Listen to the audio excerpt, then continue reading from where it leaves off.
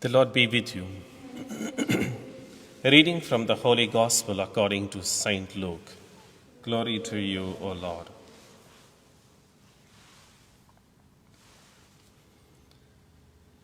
The Lord appointed 72 others and sent them out ahead of him in pairs to all the towns and places he himself was to visit. He said to them, "The harvest is rich, but the laborers are few. So ask the Lord of the harvest to send the laborers to his harvest. Start off now, but remember, I am sending you out like lambs among wolves. Carry no purse, no haversack, no sandals. Salute no one on the road. Whatever house you go into, let your first words be, 'Peace to this house.' And if a man of peace lives there, your peace will go and rest on him. If not, it will come back to you. Stay in the same house, taking what food and drink they have to offer, for the laborer deserves his wages. Do not move from house to house. Whenever you go into a town where they make you welcome, eat what is set before you. Cure those in it who are sick and say, 'The kingdom of God is very near to you.' But whenever you enter a town and they do not make you welcome, go out into its streets and say, 'We wipe off the very dust of your town that clings to our feet and leave it with you.' Yet be sure of this, the kingdom of God is very near. I tell you, on that day, it will not go as hard with Sodom as with that town." The Gospel of the Lord. Praise to you, Lord Jesus Christ.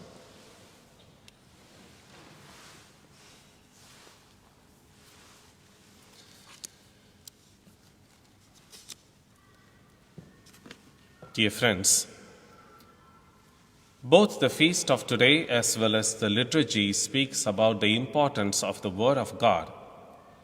The feast of Saint Jerome reminds us of the importance of the Word of God to us.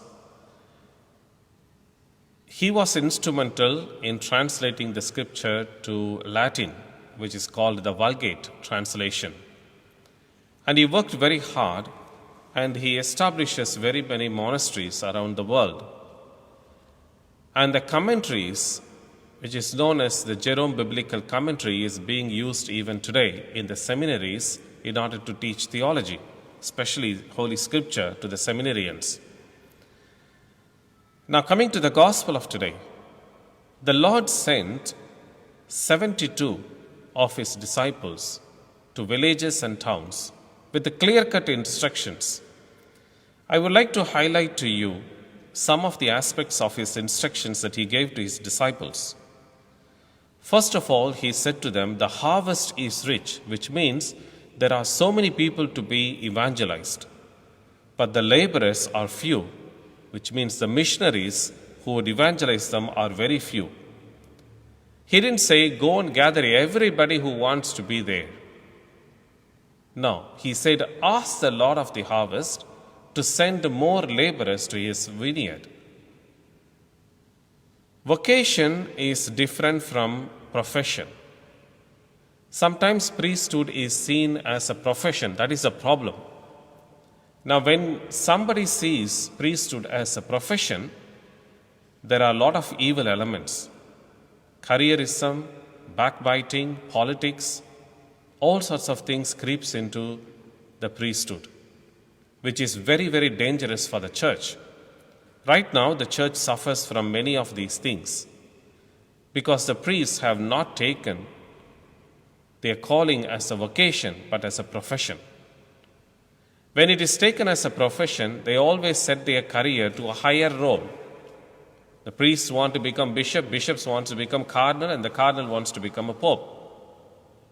And when the careerism is there, they are not worried about the proclamation of the Word of God, but they are worried about their own promotion to the next level.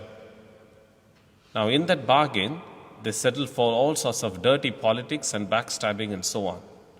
That is why Jesus very clearly he said, Pray to the Lord of the harvest to send laborers. He knows, God knows how much of labor is needed and who should be fitting into his labors.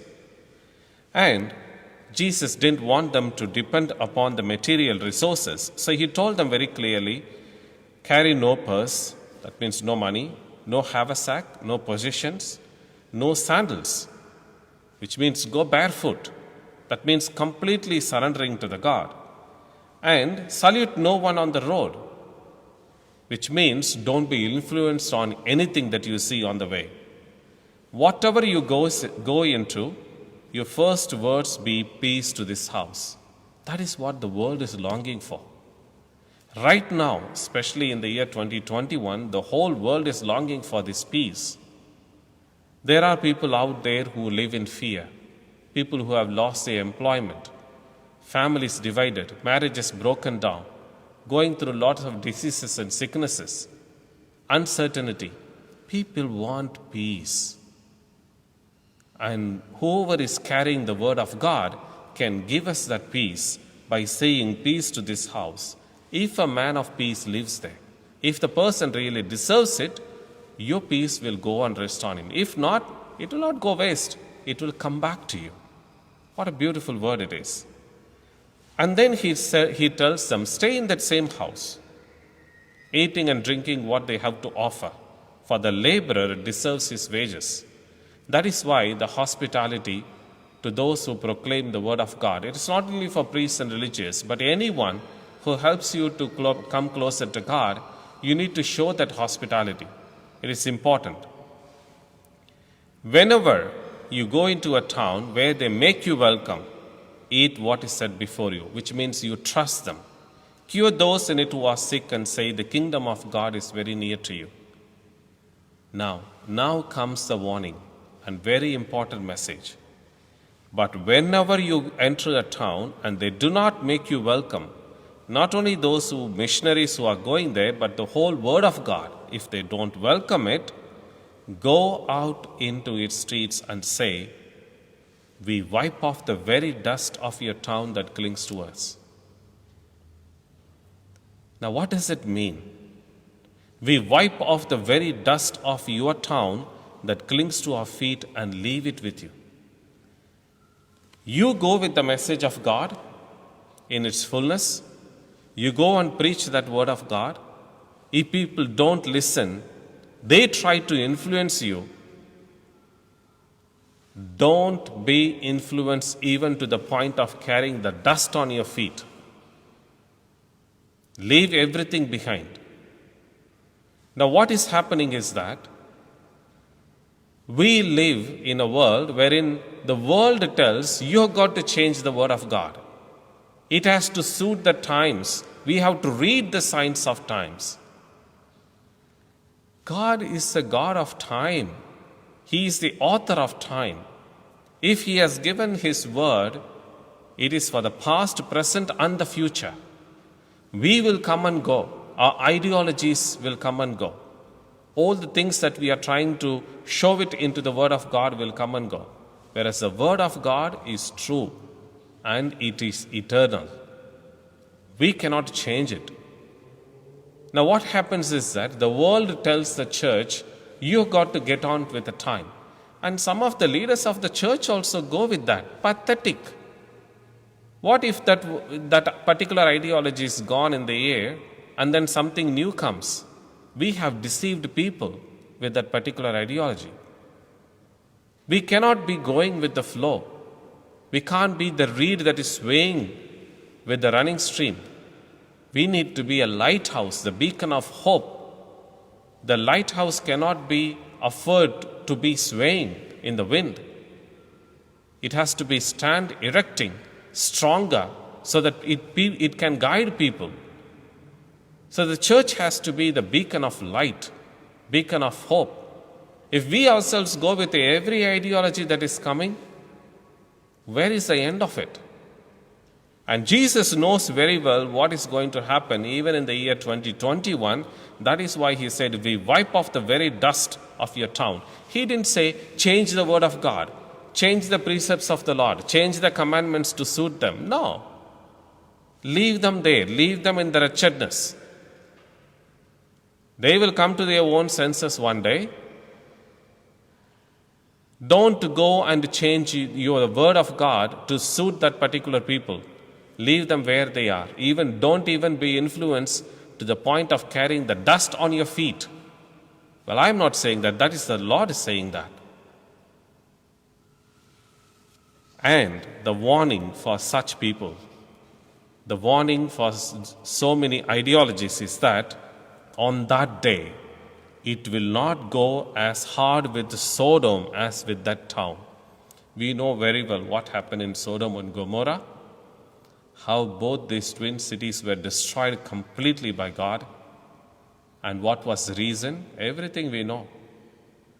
Whereas this town that has rejected the word of God, Sodom and Gomorrah would be better than for that town. We need to open our eyes, my dear friends, clearly. If we are not doing justice to our calling, you as laity need to correct the priest, bishops, or even pope. It is important that all of us are accountable to the word of God. You as laity, we as religious and priests. Our reference point is word of God. That is a paramount. That is a supreme teaching. Nobody can change in between. So don't be deceived. If you want to check back to the word of God. I will go. Other priests will go. The bishops will go. The popes will come and go. The word of God is eternal. That is timeless. That is for eternity. Because that is the word of God. Do not compromise on it. On this feast of Saint Jerome, who dedicated his life for the word of God and for beautiful commentaries and the translations that he has done, let us pray through this intercession of Saint Jerome that we may be steadfast in our love for the Holy Scripture, two resources that teach us our faith, Holy Scripture and sacred tradition. Let us not compromise on it. In the name of the Father, and of the Son, and of the Holy Spirit. Amen.